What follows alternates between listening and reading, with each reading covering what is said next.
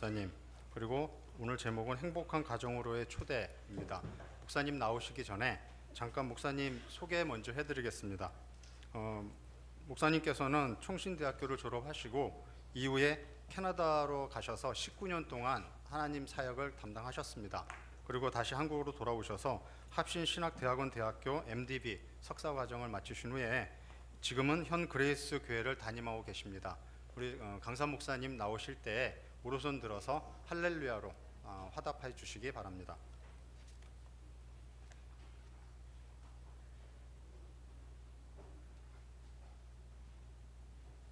인사해 주겠습니다.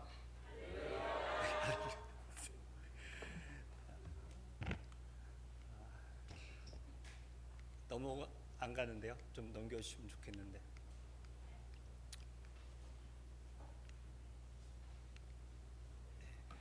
남자를 흔히들 산에 비유한답니다.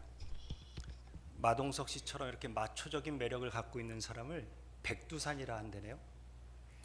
그리고 장동건 씨처럼 이렇게 너무나 아름답게 예쁘장하게 잘생긴 남자를 금강산이라 한답니다.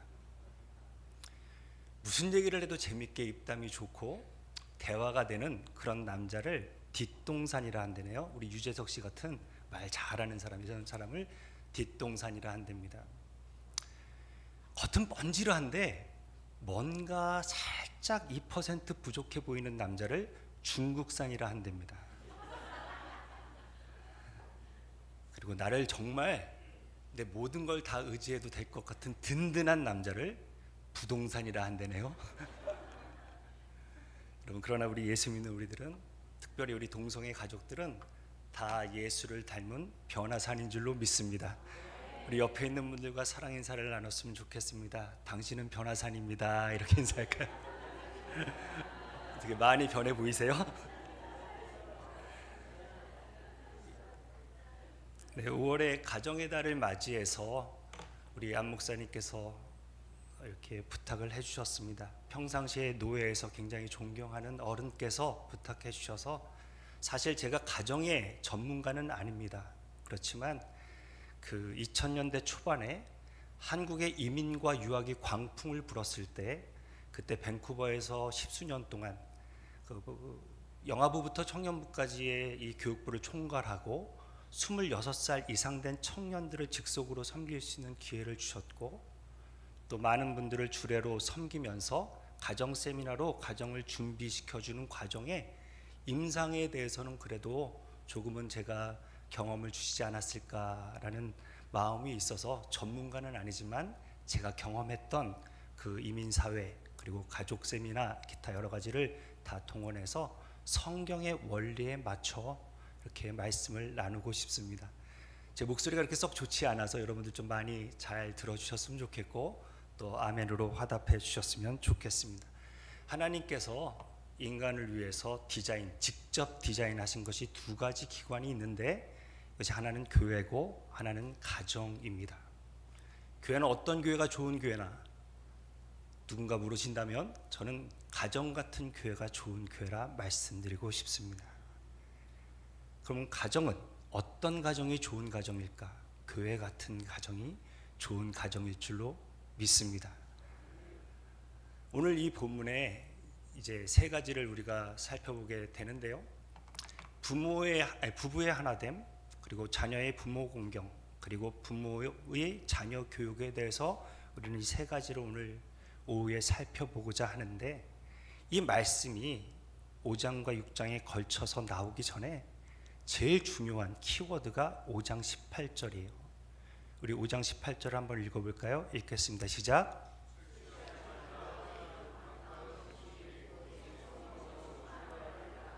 아멘. 여러분, 가정도 교회도 성령 충만하지 않으면 온전해질 수가 없습니다. 우리 모든 인간은 다 악하고 약하기 때문입니다. 성령 충만이란 인격인 성령께서 나를 지배해 주셔서 내 뜻대로 살지 않고 내 자아 고집대로 살지 않고 이것을 다 십자가에 못 박아 죽이고 오직 성령의 다스림을 받는 상태, 내가 적극적으로 하나님의 말씀에 따라 취사 선택하지 않고 그 말씀이 선포되면 그 말씀 따라 살겠다라는 강렬한 의지가 있는 상태를 성령 충만이라 하겠습니다. 성령 충만한 저와 여러분 되기를 바랍니다. 그래야 부부와 이 하나됨이 이루어나고 또 부모를 공경하고 자녀를 잘 양육할 수 있습니다. 먼저 부부에 대해서 살펴보고자 합니다. 여러분, 부부 하나 되기 쉬워요, 어려워요? 쉬워요? 도와주셨으면 좋겠어요. 안 쉬워요. 여러분, 결혼 전과 결혼 후가 같아요, 달라요? 같은 분과 사시나 보다. 안 그래요. 결혼 전과 결혼 후는 분명히 다릅니다. 사람이 안과 밖도 다를까요, 같을까요? 밖에서는 세상 대범한데도 집에 들어와서는 말 한마디 안 하는 사람도 있고, 밖에서는 그렇게 유머러스하고 결단력 있이 이렇게 행동하는데 집에 들어오면 잔소리가 끊임없는 사람들도 있습니다. 여러분, 결혼하기 전에는 사람들이 대부분 보니까 자기와 다른 것들을 크게 봐요. 무의식 중에 온전을 추구하기 위해서 내가 소심하면 좀 대범한 사람을 찾고, 대범하면 조금 세밀하게 잘 챙겨주는 사람을 찾는 것 같은데, 문제는 결혼 전에는 좋아 보였는데 결혼하고 나서는 나와 다른 게 심히 고통스럽단 말입니다. 그래서 그때부터 갈등이 시작돼요. 잘못 선택했나? 잘못 골랐나? 내가 잘못했나? 이런 생각이 들어요. 대한민국 30대가 가장 후회하는 게 뭐예요? 남자들이 아내 만나기 전 여자랑 결혼할 걸. 40대 그 직장 그냥 다닐 걸. 50대 아내 눈에서 눈물 나게 하지 말 걸. 여러분, 예수를 믿는 사람이 50대에 그걸 깨달으면 어떡해요? 내가 선택한 것 같아요. 그러나 제가 수많은 커플을 보면서 사랑한다고 다 결혼으로 열매 맺는 것은 아니더라고요. 요즘에 열심히 안 사는 사람이 어디 있어요? 다 열심히 살지. 열심히 사는 것과 열매를 거두는 것과는 조금은 다른 문제 같아요. 여러분, 결혼이라는 것, 그때의 정령기에 같이 또 만나서 서로 사랑하고 결혼으로 열매 맺었다는 것은 내가 선택하기 이전에 하나님이 그 가정을 이루신 것입니다. 믿으십니까? 이 믿음이 부부 가운데 꼭 있게 되기를 바랍니다. 특별히 후회하는 분들이 혹시 있으시다면, 내가 잘못 선택했나? 이런 나의 선택 쪽에 무게를 실으신 분이 있다면, 여러분, 이 가정에 하나님이 부부로 삼으시고 인도해 주셨다는 것을 믿고 신뢰할 수 있기를 바랍니다. 분명히 여러분, 성경에서는 혼자 있는 것을 그렇게 좋게 여기지 않습니다. 요즘 우리 MZ세대들이 굉장히 개인적이죠. 그래서 어른들이 좀 힘들어 하실지도 있겠지만, 제가 보면 여러분, 한국이 더 이상 개발도상국이 아니잖아요. 열심히 공부해도 좋은 직장을 가지기가 어려워요. 어느 정도 있게 시작하지 않으면 집 만들기도 어려워요. 그래서 서양 사회의 더치페이보다 더 무서워요. 애들은 정확하게 n분의 1입니다. 나도 살기 힘든데 가정을 이루는 것을 두려워해요. 혼자 밥 먹고 혼자 영화 보는 거 불편하지 않아요. 그런데 하나님이 보시기에는 지금 이 혼자 있는 것이 좋지 않아 보이세요. 아담, 하나님, 에덴 동산 퍼펙트 아닙니까? 그런데도 하나님께서는 이게 좋아 보이지 않으셨다. 그래서 돕는 배필을 이끌어 오셨다. 아담에게로. 누가 정한 거예요, 여러분? 하나님이 정하신 거예요. 그래서 성경은 이렇게 표현합니다. 그러므로 하나님이 짝지어 주신 것을 사람이 나누지 못할지니라. 우리가 선택했어요? 그렇게 생각해요. 그러나 이 선택을 허용하신 분이 누구다? 여러분, 이 부부는, 가정은 다 하나님의 계획과 주권 따라 세워진 줄로 믿습니다. 사랑하는 여러분, 이 근처에 우리 되게 높은 빌딩이 하나 있잖아요. 그 바닥이 기초공사를 저렇게 했습니다. 여러분, 기초를 보면 이 건물이 어디까지 올라가는가를 알 수 있어요. 여러분, 가정의 기초가 주님 위에 반듯하게 견고하게 세워져야 될 줄로 믿습니다. 내가 택한 것이 아니라 하나님께서 정하셨다는 것을 분명히 깨달을 수 있는 우리 동성애 가족들이 되기를 축복합니다. 그렇게 짝지어 주셔서 하나가 돼야 돼요. 그 다음 제일 중요한 게 여러분, 부부는 부모를 떠나야 됩니다.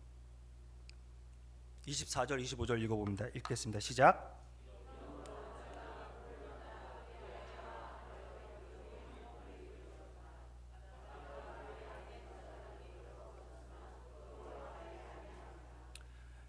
여러분, 에덴 동산이 왜 지상에 낙원인지 아세요? 모르시죠? 제가 가르쳐 드릴게요. 에덴 동산이 지상에 낙원일 수 있는 이유는 시어머니가 안 계시기 때문입니다. 놀라셨다 다들. 여러분, 왜 지금 가족의 갈등이 일어나는가? 제가 많은 커플을 보면서 한 가지, 부모를 못 떠나서 그렇습니다. 영적으로, 경제적으로, 정서적으로 떠나야 됩니다. 아무리 귀한 자녀도 여러분, 탯줄을 끊어야만 한 객체로 일어서는 것처럼 장성한 자녀가 결혼을 할 때까지가 부모의 권위에 두는 것이요, 결혼하고 나면 그 두 사람이 하나가 돼야 돼요. 젊은 사람들이 요즘에 직장도 다 맞벌이니까 잘 못 떠납니다. 계속 도움이 필요하죠. 받을 건 다 받고 말은 듣기 싫으니까 문제 아닙니까? 떠나야 돼요.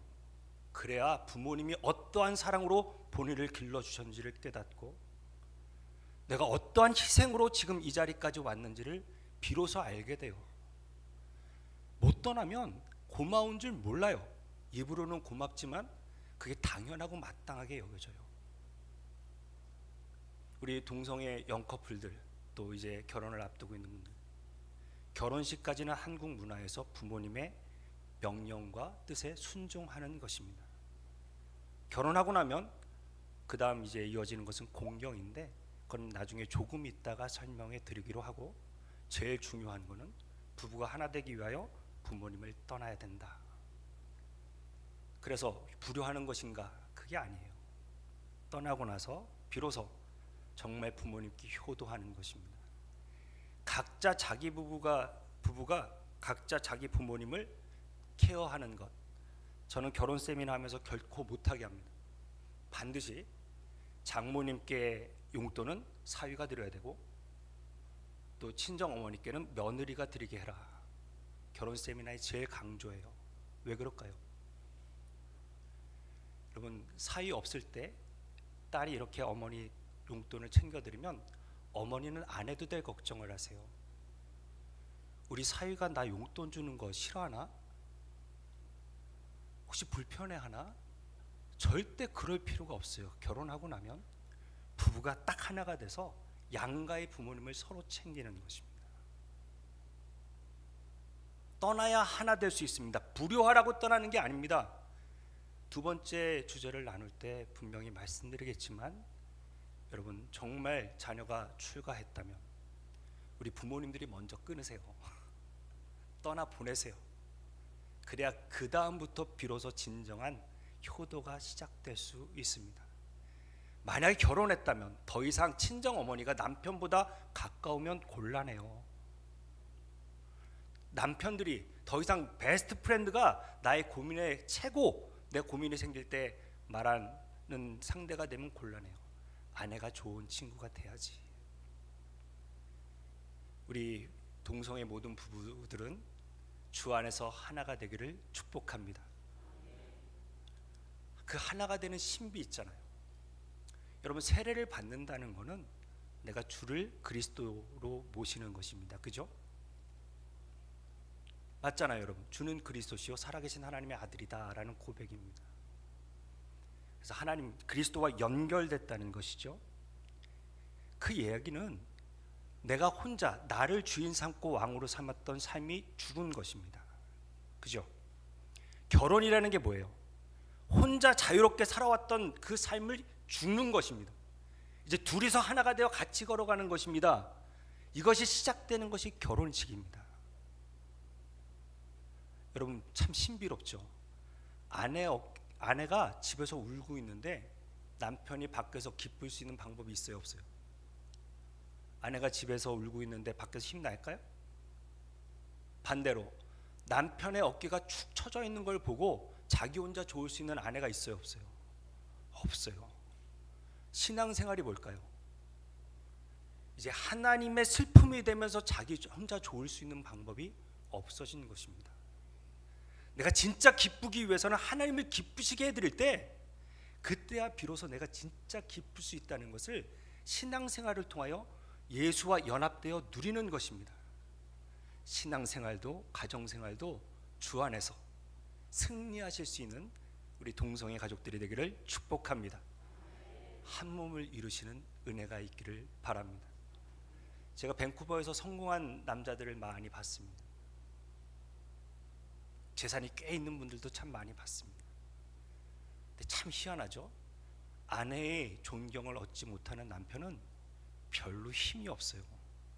허세 같아. 그 큰 소리가 힘이 없어요. 여성들도요, 머리끝부터 발끝까지 명품으로 두루 감은, 저분이 정말 60대가 맞나? 정말 나랑 비슷한 연배, 아니 나보다도 더 어려 보이는데, 이런 분들도 계세요. 진짜로.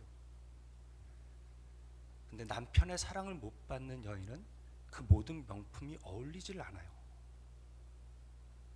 부부가 하나 된다는 것은 여러분, 서로의 기쁨이 되고 서로를 존중하며 가장 높여줄 수 있는 가장 가까운 관계가 부부 관계입니다. 저는 남편은 그리스도께서 교회를 사랑함 같이 죽기까지 날마다 죽으라 말씀드리고 싶습니다. 아내를 그렇게 목숨 다해 사랑해 주시기를, 또 우리 아내들은 남편의 머리됨을 인정하고 존경해 주시기를 부탁드립니다.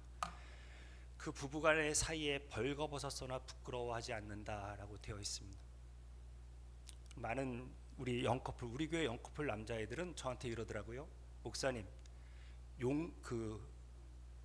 뭐랄까요, 허락보다 용서가 훨씬 더 쉽대요. 그래서 아내한테 사고치고 얘기하고 용서를 구하는 거 없습니다. 본인이 하고 싶은 거. 근데 벌거벗었으나 부끄러워하지 않는다라는 이야기는 숨기는 게 없는 것이죠. 작은 거라도. 제가 부부 세미나 하면서, 결혼 세미나 하면서 반드시 요구하는 게, 일단은 통장을 합쳐라. 몸을 합치면서 이걸 합치지 않는 거는, 이거는 말이 안 된다. 그것과 핸드폰 번호와 통장 번호는 서로 알고 있어라. 그렇지만 보지는 마라. 반드시 이야기해 줍니다. 요즘에 왜 젊은 사람들이 엑셀리온, 공동 통장을 만드나요? 이 포스트 모더니즘이라는 이 사회의 문화는 절대성이 없는 것입니다. 목사님이 오른쪽 하면 여기지만 제가 오른쪽 하면 저쪽이에요. 늘 유연하게 대처한다고 생각합니다. 유연한데 견고하지 않고 힘이 없습니다. 여러분, 일어서려면 돌파가 있어야지 이해하고 어떻게 됩니까? 인생. 이래도 저래도 이해받기를 바랍니다. 그러나 거기 안에는 안정감이 없습니다. 우리 젊은 사람들은 결혼 서약을 하지만, 나도 내가 병들면, 만약에 아내가 병들면 나도 내 마음을 모를 것 같아. 내가 능력이 없어지면 나도 우리 아내가 나를 끝까지 책임져 주지는 않을 것 같아. 나도 우리 아내가 병들 때 나도 잘 못할 것 같아. 어떻게 하겠어요? 완전히 믿을 수가 없는데. 엑셀 이혼이라고 들어보면 참 가관입니다. 자기 어머니한테는 18만 5천 원짜리 사주고 우리 엄마한테는 16만 원짜리 사줬다고. 그것 때문에 싸워요. 처갓집에 갈 때 기름값은 공동통장에서 넣지 마라 이러고 싸워요. 여러분, 갈라설 때도 편하겠지, 공동통장 넣어놓으면. 그러나 여러분, 정말 하나님의 뜻은 그게 아니에요. 벌거벗었으나 부끄러워하지 않는다. 사랑하는 남편 여러분, 아내가 싫어하는 일을 하지 마세요. 사랑하는 아내 여러분, 남편이 몰라야 될 일을 하지 마세요. 제가 살았던 캐나다에 이런 속담이 있어요. 아무도 로키 산맥에 걸려 넘어지지 않는다. 작은 돌부리에 걸려 넘어진다. 남편들은 아내에게 어차피 알아봐야 해결도 안 되고 괜히 나만 힘들 거 아내까지 힘들게 여기 만든다. 아내 위하는 척 자꾸 말을 안 해요. 이런 작은 것들이 결국 분신을 쌓아서 하나됨을 방해해요. 그래서 저는 결혼 세미나 할 때 혼나도 솔직해라. 아내한테는 자수하면 광명찾 깨줘라. 계속 코너로 몰지 말고, 남자는 성향이 동굴에 가서 회복하니까, 혼자 냅두면 일어서니까. 목사님, 혼자 냅두는 거는 자기가 어떻게든 참겠는데 오락하고 게임하는 건 못 견디겠어요. 그냥 내둬라. 얘네는 오락하고 게임하는 것을 심으로 여기고 잘한 애들이다. 그냥 혼자 그렇게 하면서 본인이 회복될 때까지 동굴에 들어갔으면 그냥 좀 너무 몰아붙이지 말고 그냥 솔직하게 이야기할 수 있을 정도로 좀 마진을 줘라. 이렇게 제가 주로 권면하는 것 같습니다. 우리 아내 여러분, 쥐잡듯 잡지 말고 자수하면 광명 찾도록, 다음에 또 이야기할 수 있도록 여지를 주시기를. 그리고 우리 남편 여러분, 혼나더라도 깨지더라도 아내에게 작은 거짓말도 하지 않고 솔직히 서실 수 있는 그런 은혜가 있기를 바랍니다. 우리 에베소서 5장 33절 한번 같이 읽어봅니다. 읽겠습니다. 시작.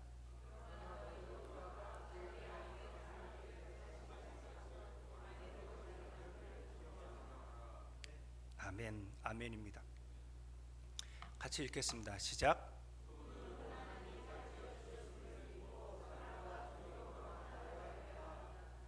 아멘.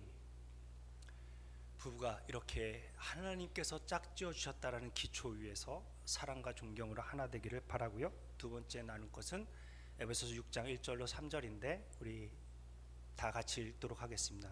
같이 읽습니다. 시작.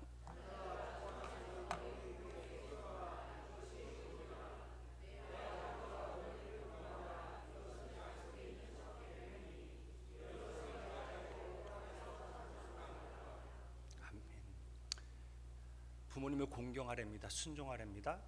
거기에 딱 이렇게 약속을 달아주십니다. 형통과 장수, 우리 인간들이 제일 좋아하는 것이죠.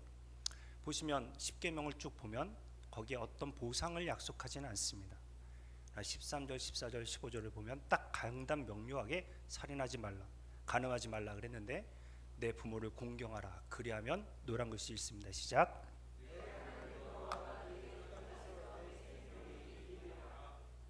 아멘. 여러분, 계명입니다. 부모 공경은 10계명 어디서 주셨어요? 하나님께서 시내산에서 주셨어요. 10계명을 출애굽할 때 애굽에서 주시면서 너 이 10가지 잘 지키면 내가 건져줄 거야 이렇게 얘기하셨어요? 아니면 건져놓고 그 다음에 나의 자녀답게 나의 백성 따라 살기를 바라시면서 10계명을 시내산에서 주셨어요? 여러분, 자식이 물에 빠지면 너 그동안에 잘 걸렸다. 그동안 너 영 못마땅했는데 이거 계명 줄 테니까 지켜. 그럼 내가 건져준다. 그러면 부모가 아니에요. 여러분, 하나님께서 이 계명 지키면 살려준다가 아니라 구해놓고 구원시켜놓고 이 계명 따라 살아달라고 부탁하고 계십니다. 여러분, 제가 이렇게 못하는 게 없는 게 가장 큰 단점 같아요. 그래서 연 날리기도 되게 잘했어요. 옛날에 소시적에 날리면 연이 안 보일 정도로 그렇게 하늘 높이 올라가요. 저 연줄을 딱 끊으면 연이 더 자유롭게 창공을 나를까요? 아니면 추락하고 떨어질까요? 떨어져요. 그렇죠? 여러분, 10계명을 우리가 지키면 뭐 그렇게 하나님께 영광이 되겠습니까? 구원 얻은 하나님의 백성이 이 10계명에 딱 지키면서 매어 있으면 가장 존귀하게 하나님의 형상 따라 아름다운 행복한 인생을 걸을 수 있기 때문에 우리를 위하여 주신 것이지 감당할 수 없는 짐으로써 허락하신 계명이 아니란 말입니다.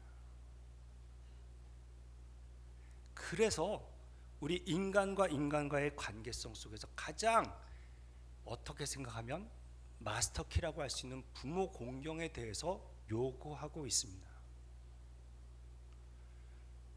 여러분, 이 10계명이라는 것, 이게 1계명부터 4계명까지가 하나님에 대한 계명이에요. 5계명부터 10계명까지가 수평적으로 사람 대 사람의 대인 계명이에요. 가장 우선시 되는 것이 간음도 살인도 아니라 부모 공경이라는 것입니다. 이걸 우리가 반드시 기억해야 돼요. 되게 무섭습니다. 성경은 15절 17절 이렇게 보면 자기 아버지나 어머니를 치는 자는 반드시 죽일지니라. 자기의 아버지나 어머니를 저주한 자는 반드시 죽일지니라. 우리 잠언 30장 17절은 여러분이 있습니다. 시작.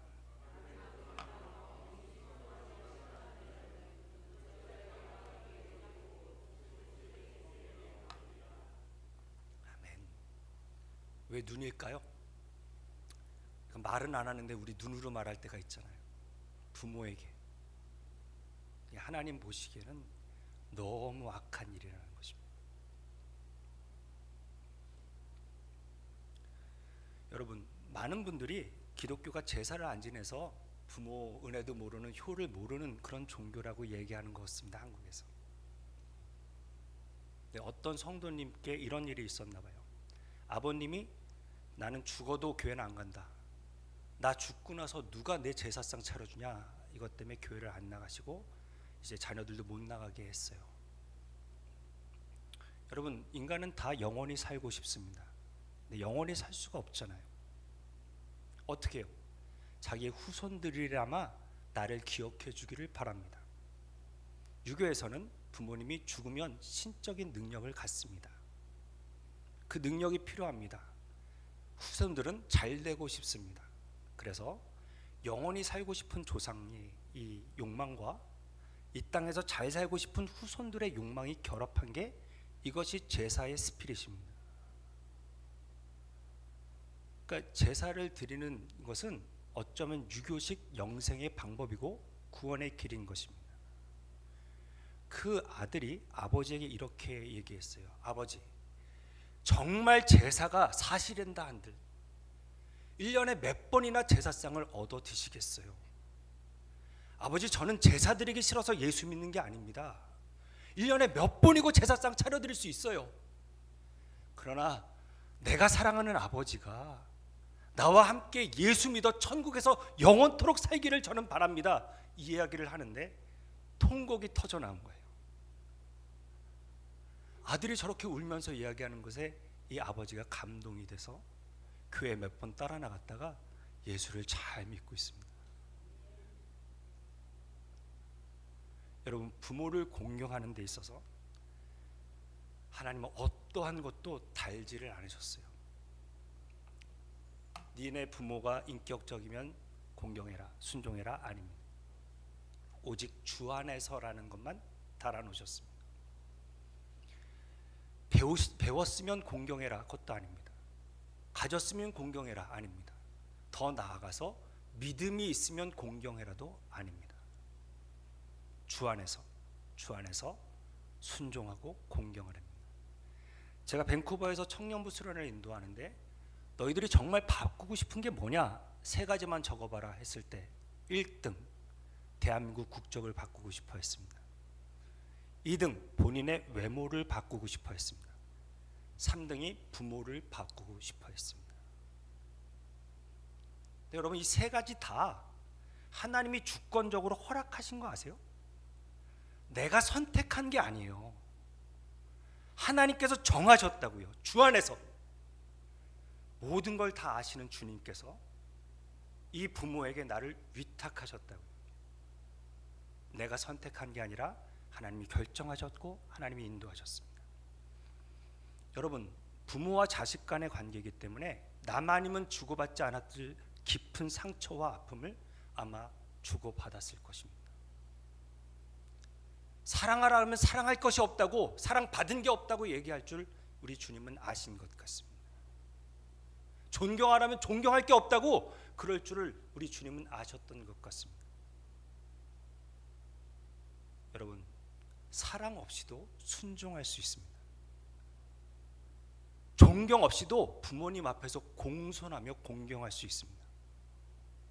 순종은 명령을 기초로 합니다. 그래서 결혼하기 전에는 여러분이 자녀에게 명령하실 수 있습니다. 이렇게 해, 딱 이렇게 권위적으로 얘기할 수 있지만 이제 결혼한 자식들에게는 나는 이렇게 생각하는데 네가 기도하고 잘 정했으면 좋겠다. 여기까지입니다.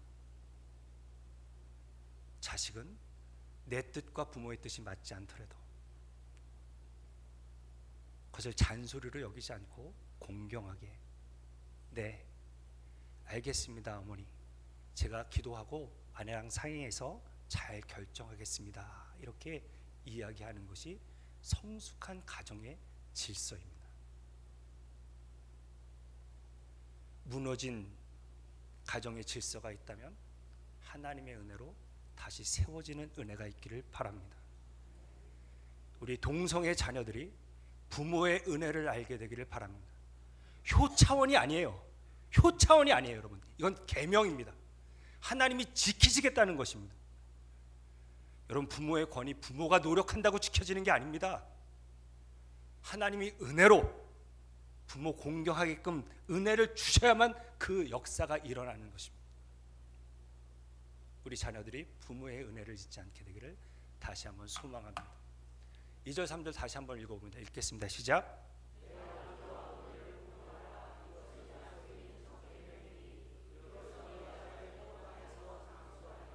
아멘.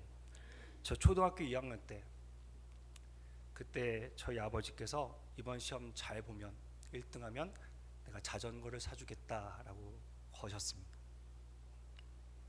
그래서 여러분, 정말 제가 열심히 공부해서 자전거를 탔을까요? 못 탔을까요?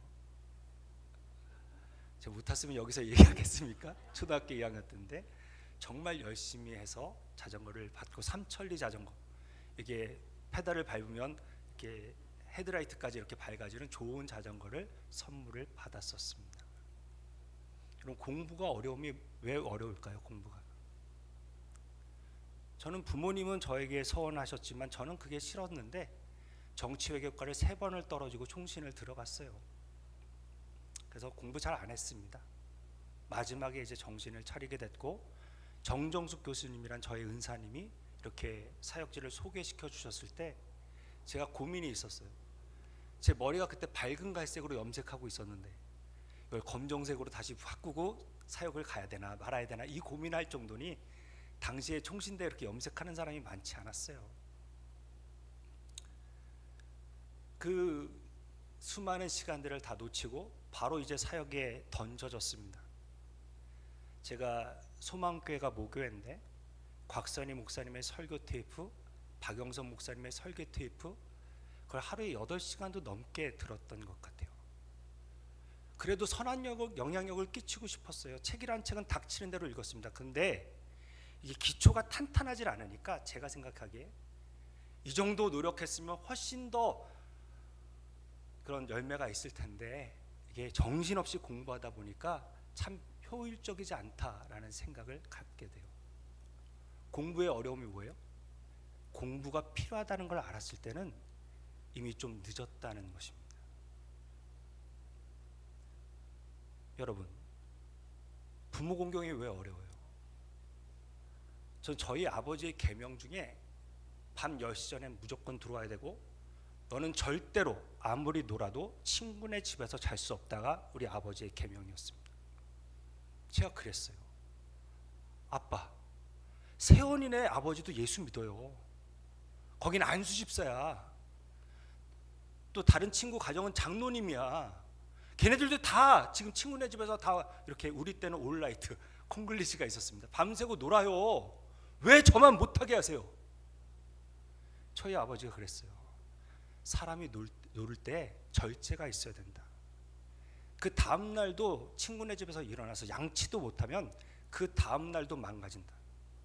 반드시 집으로 들어와서 자라. 이거는 아버지가 양보를 안 하셨습니다. 그때는요, 내가 어쩌다가 이 집에 태어나서 진짜 친구네 집에서 잠도 못 자고 이게 뭐냐 지금 도대체. 그리고 제 평생의 소원은 통일이 아니라 독립이었어요. 나이가 얼마 차지도 않아서 그 계명 속에 담겨있는 아버지의 사랑이, 그 새마을 운동하며 아침부터 저녁까지 벌보기 그러면서 출근했던 아버지가 저랑 싸워주셨다는 거. 그냥 밖에서 자거나 말거나 그냥. 그리고 저는 제가 지금 아버지 연세를 지나가잖아요. 세상에서도 충분히 시달렸는데 집에 와서도 저 자식과 싸워야 되나 이 마음 들으셨을 것 같은데, 그렇게 막아주신 게 진짜 사랑으로 느껴져요. 부모 공경에 왜 하나님이 장수와 형통을 주셨을까요? 자전거를 거신 겁니다. 우리가 깨달으면 너무 늦어요. 부모님이 그때도 계시다는 보장이 없어요. 저희 어머니는 57세에 제가 효도다운 한 번도 못하고 하나님의 부르심을 받으셨습니다. 저를 목회자로 서원하고 한 번도 이 강단에서 설교하는 걸 못 들으셨습니다. 물어볼까요? 천국에 가서 하나님께 왜 그렇게 하셨나? 네, 여러분 너무나 중요합니다. 저 밴쿠버에 있어 보니까요, 저 상류에서 나무를 벌목하고 물에 띄워 보냅니다. 근데 내려오다가 어디에 이렇게 딱 걸릴 때가 있어요. 다 나무가 통나무가 다 걸려요. 근데 전문가가 나타나서 헬기 타고 올라가서 이제 딱 나무 통나무 하나를 딱 찍어 갖고 듭니다. 그러면 술술술술술술 다 잘 풀려요. 희한하죠? 사랑하는 여러분, 부모 공경은 하나님이 한 인생에 딱 정하신 킹핀이에요. 이게 풀려야 모든 관계가 풀립니다. 여러분, 건강식품 많이 드시고 운동 많이 하시는 것보다 장수의 비결은 부모 공경입니다. 이미 소천하셨어도 부모의 유지를 따라 정말 믿음으로 잘 살아가시는 그런 은혜가 있게 되기를 바랍니다. 동성의 모든 가족의 자녀들이 부모를 공경함으로 이 계명을 지킴으로 형통과 장수를 누리기를 축복합니다. 우리 두 번째 같이 읽어봅니다. 읽겠습니다. 시작.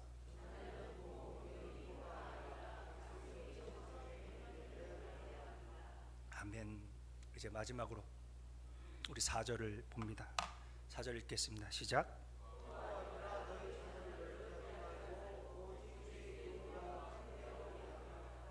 아멘. 이 노엽게 하지 말라. 파로르 기조라는 이 단어는 뭐 우리로 말하면 정말 열받게 하지 말라라는 그런 뜻인데, 이 노엽게는 제가 생각하기에 우리 젊은 세대들이 부모의 집착이나 부모의 유기를 통하여 내면적으로 받은 상처나 겉으로 드러내는 극렬한 분노를 말합니다. 집착 아니면 유기. 내가 너를 어떻게 키웠는데, 내가 너 결혼할 때까지 내가 어떻게든지 네 아빠랑 살 거야. 자녀가 정말 부담스럽습니다. 그 다음에 여러분, 제가 있었던 2000년대 초반에 밴쿠버에 홈스테이를 하는 아이들은 사실상 한국의 부모님들이 별거나 이런 속에 공식적으로 이혼을 못할 때 이렇게 아이들을 밴쿠버에 홈스테이 시켰던 경우가 참 많았습니다. 수련회를 하면 그 어린애들이 그냥 카페트에 대성통곡을 하며 그 눈물을 쏟아내는 것을 보면서 참 마음 아팠던 시절을 보낸 적이 있습니다. 반대로 여러분, 어린아이들을 또 이렇게 정말 사랑해서 아내랑 이렇게 보내고 남자 혼자서 그걸 기러기 아빠라고 하나요? 하여튼 그 분들 있잖아요. 평상시에 한국에 혼자 외롭게 지내다가 라면 드시고 뭐 이렇게 끼니를 때우시고 돈 다 보내주고, 그리고 1년에 한 번 회사에서 휴가를 얻어 밴쿠버에 오면 아이들이 날짜 세고 있습니다. 이제 4일만 버티면 아버지 한국 간다. 얼마나 참 힘들어요, 여러분. 아버지가 한국에서 이제 와서 그래도 내가 오랜만에 왔는데 2주밖에 없는데 우리 좋은 데 여행 가자 그랬더니 아들이 이러더랍니다. 아빠, 나도 생활이 있어요. 나 시험 공부해야 되고 학원 가야 돼요. 아, 그래도 아빠가 왔는데 미리 얘기하셨어야죠. 그래서 그 다음에 가기 전에 아빠가 몇 달 전부터 계획을 다 세우고 그때 꼭 시간 비워둬라, 나랑 같이 여행 간다, 막 이렇게 잘 했습니다. 그래서 왔는데 여행 가자 했더니 이 아들이 안 된답니다. 확보됩니다. 아, 너 분명히 나랑 약속했잖아. 그때 그렇게 얘기했잖아. 미리 얘기하면 된다 했잖아. 안 된답니다. 학원 가야 된답니다. 아버지가 화 나야 안 나요? 그래서 이 아이를 쥐어박았어요. 근데 이 아이가 경찰에 신고했습니다. 경찰이 왔는데 동양 문화권을 좀 이해하는 경찰이었습니다. 아, 이래서 이런 일이 있었겠지. 아, 다음부터는 조심하십시오. 이렇게 하지 마십시오 하고 가려고 하는데 이 아들이 경찰을 가로막습니다. 우리 아버지 왜 안 잡아가냐고. 그 일을 겪은 아버지가 저 한참 손 아래인 제 앞에서 웁니다. 서로 굉장히 긴 시간 동안 투명인간 취급을 한 것 같습니다. 집에서 서로 상담하자 그래서 만났는데 그 남자가 처절하게 제 앞에서 웁니다. 여러분, 저는 많은 분들이 물어봅니다. 왜냐하면 제 삶의 궤적이 이제 캐나다 이민 생활을 오래 했으니까 가야 되나 말아야 되나 참 많이 물으십니다. 네, 여러분, 물 좋고 정자 좋은 곳이 있어요, 없어요? 물 좋고 정자 좋은 곳이 있으면 와이파이가 안 터진답니다. 다 좋은 곳이 어디 있어요? 사람마다 다른 거예요. 캐나다가 맞는 사람이 있고 한국이 맞는 사람이 있는 것이지 어디가 좋은 게 아니에요. 제 조카가 초등학교 1학년입니다. 학교에 갔더니 선생님이 오늘은 네가 몇 퍼센트 남자가 같은지 칠판에 찍으랍니다. 그래서 제 조카가 가서 75% 남자라고 찍었습니다. 어느 날 25%대는 여자 옷 입어도 좋다고 가르쳤답니다. 지금 캐나다에 있는 교회는 유나이티드 처치나 이런 데는 지금 화장실, 멀쩡한 화장실을 뜯고 있습니다.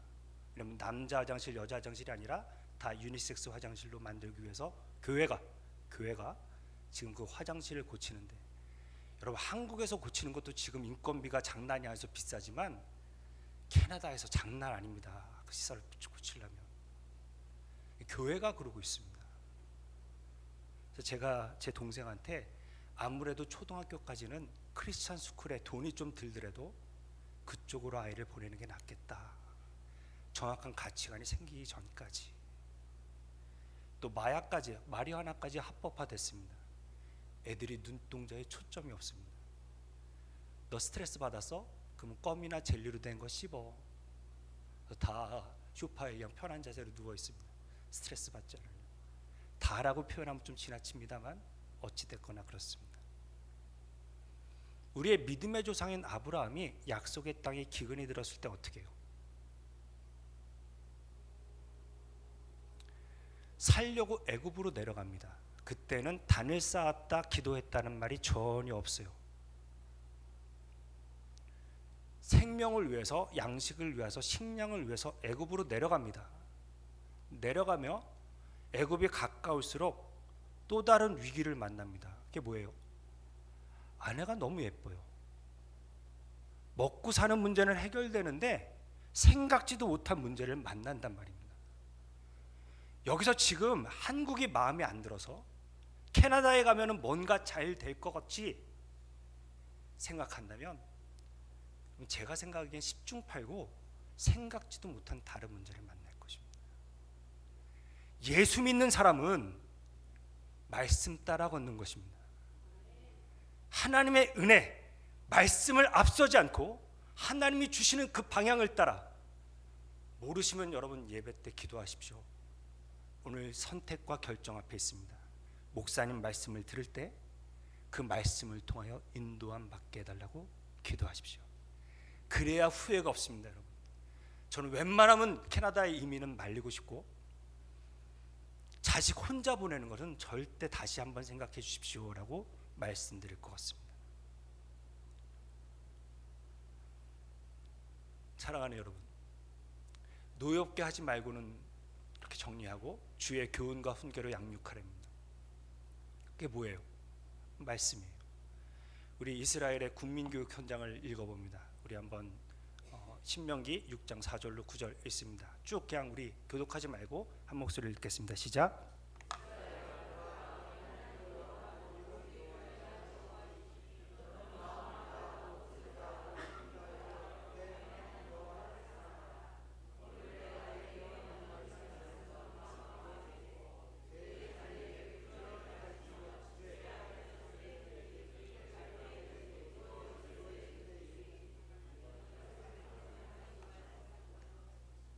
너는 또 그것을 내 손목에 메어 기호를 삼으며 내 미간의 표를 내 집 문설주와 바깥문에 기록할지니라.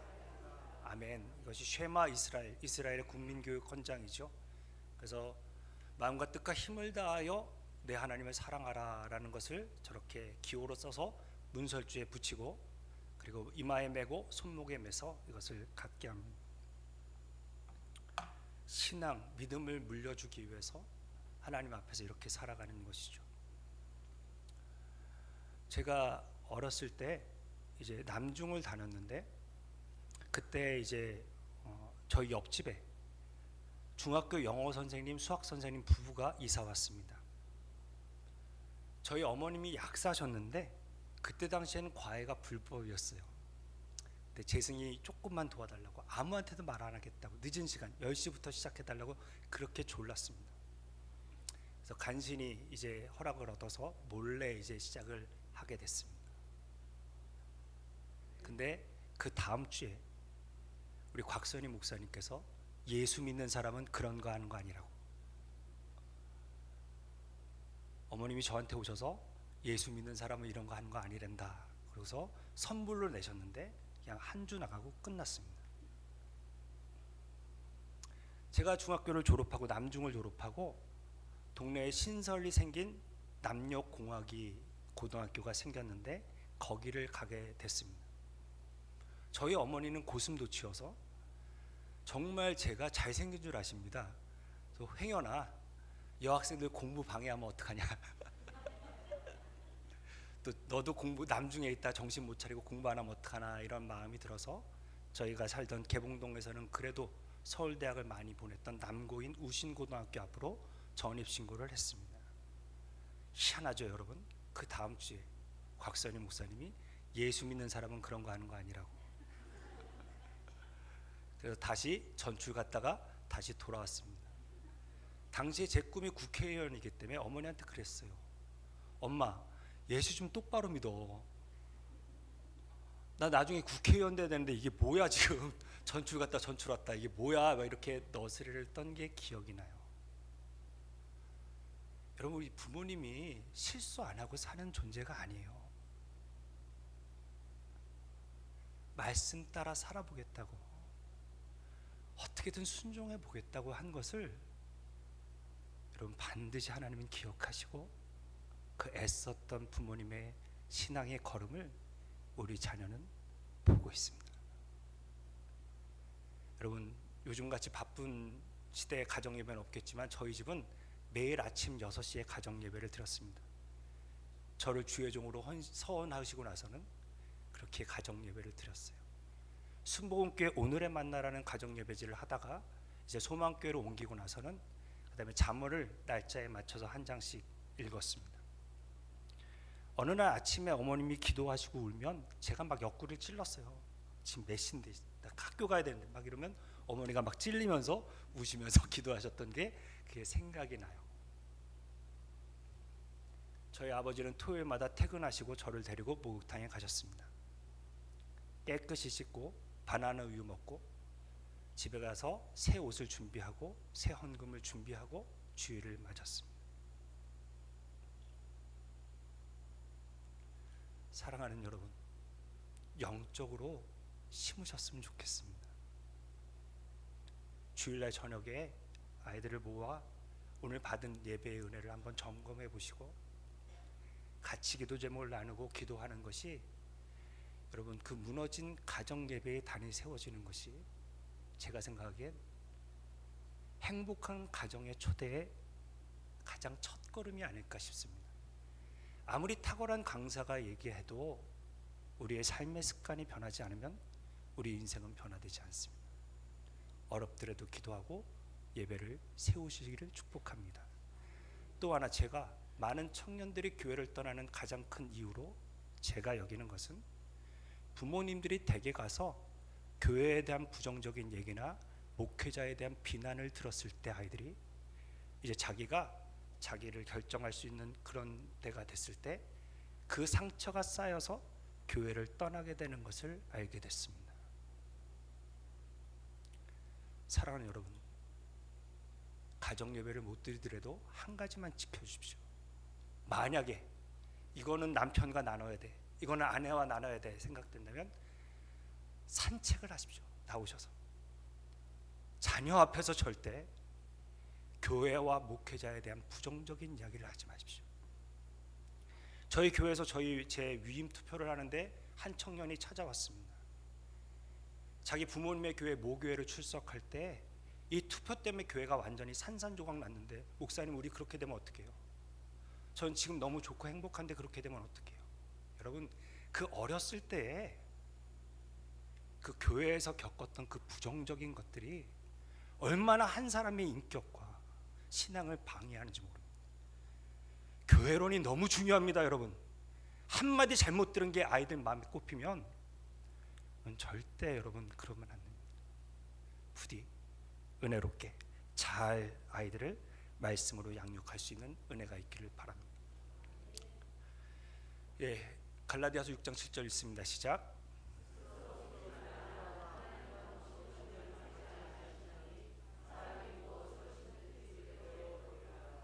여러분, 예수 잘 믿으십시오. 그래야 아이들이 잘 믿을 수 있습니다. 눈에 넣어도 안 아플 우리 아들이 나중에 나한테 어떻게 할까 궁금하십니까? 제가 가르쳐 드릴게요. 아마 본대로 할 것입니다. 돈으로만 섬겼으면 돈으로만 섬길 것이고, 입으로만 섬겼으면 입으로만 섬길 것입니다. 부디 이 말씀이 부담이 아니라 위로가 되었기를 축복합니다. 여러분, 가운데 계신 분이 강동욱 장로입니다. 그분의 딸이 강반석 집사가 청년부 회장인 김형직 청년을 맞아 아름다운 가정을 이루고 아이를 낳았습니다. 그 아이의 이름은 김성주입니다. 우리는 그의 이름을 김일성으로 많이 기억하고 있습니다. 그는 어린 시절의 신앙생활을 추억하며 북한의 두 위장교회인 봉수교회와 칠고교회를 세우면서 이 칠고교회를 세웠고, 마지막 말년에 그래도 많이 교회에 찾았다라는 기록이 있습니다. 그 믿음 좋은 강돈욱 장로님의 믿음이 계대에 이르러 흘러갔다면 우리 근대사회, 현대사회 이 여정이 좀 달라지진 않았을까라는 생각도 가져봅니다. 여러분, 저절로 자녀는 믿음이 생기지 않습니다. 자녀를 위하여 눈물로 기도하실 수 있는 우리 어머님들이 되기를 바랍니다. 그 기도를 하나님이 응답하시기를 축복합니다. 마지막 읽겠습니다. 시작.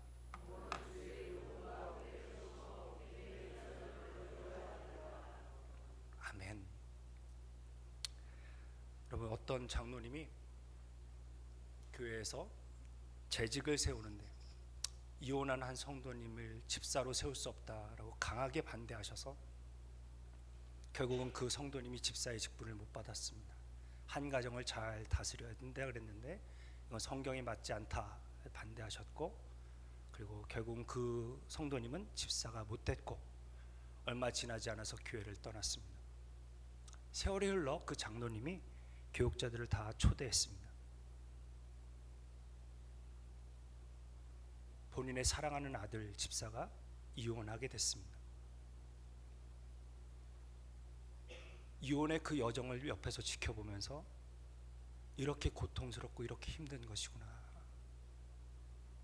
내가 그렇게 처신했구나, 이게 하나님 앞에 우리 목회자들께 너무나 송구하고 죄송합니다 라고 회개하셨습니다.